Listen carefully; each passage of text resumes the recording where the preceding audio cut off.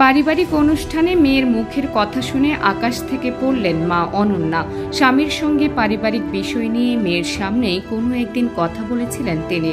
নিজে ভুলেও গিয়েছেন সেই কথা, কিন্তু 4 বছরের মেয়ে সবার সামনে সেদিনের কথাই যে বলে দেবে তা ভাবতেও পারেননি তিনি। স্বাভাবিকভাবেই সবার সামনে অস্বস্তিতে পড়তে হয় অনন্যাকে। অনন্যার মতো শিশুর আচরণ নিয়ে অনেক সময় দ্বন্দ্বে পড়ে যান অভিভাবকরা। কখন কোন কথা, কোন জিনিস যে তারা শিখে ফেলে বোঝা দেয়। একই কথা বলছেন মনোবিদ ও সমাজকর্মী মোহিত রণদীপ। তিনি বলেন, শিশুরা বাবা মায়ের দেখে দেখে শেখে, অনুকরণ করে। অভিভাবকের ভালো অভ্যাস ও আচরণ যেমন তাদের মধ্যে ইতিবাচক গুণের বিকাশ ঘটায়, তেমনি খারাপ অভ্যাসের প্রভাবও তাদের উপরে পড়ে। সে কারণে দেখা যায় মা বাবার ভালো ও খারাপ দুই আচরণই অজান্তে রপ্ত করে ফেলেছে আপনার সন্তান। এই মনোবিদ বলেন, শিশুর মধ্যে ভালো অভ্যাস করতে হলে তাই বাবা মায়ের আচরণে নজর দেওয়া দরকার। কিভাবে অভিভাবকরা সেই দায়িত্ব পালন করবেন তা জেনে নিন। নিজের কাজ নিজে করা। ছোট থেকে নিজের কাজ নিজে করার শিক্ষা সন্তানের ভবিষ্যতের জন্য ইতিবাচক বলে মনে করেন মনোবিদরা।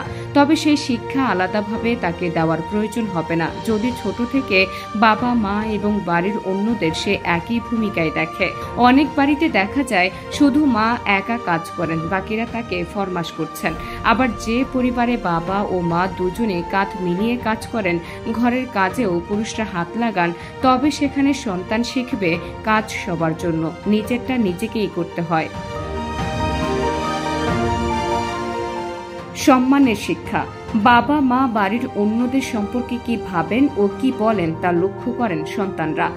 বাবা মা বাড়ির অন্যদের সম্পর্কে কি ভাবেন ও কি বলেন তা লক্ষ্য করে সন্তানরা।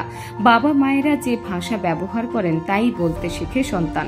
এজন্য আলাদা করে শেখানোর প্রয়োজন হয় না।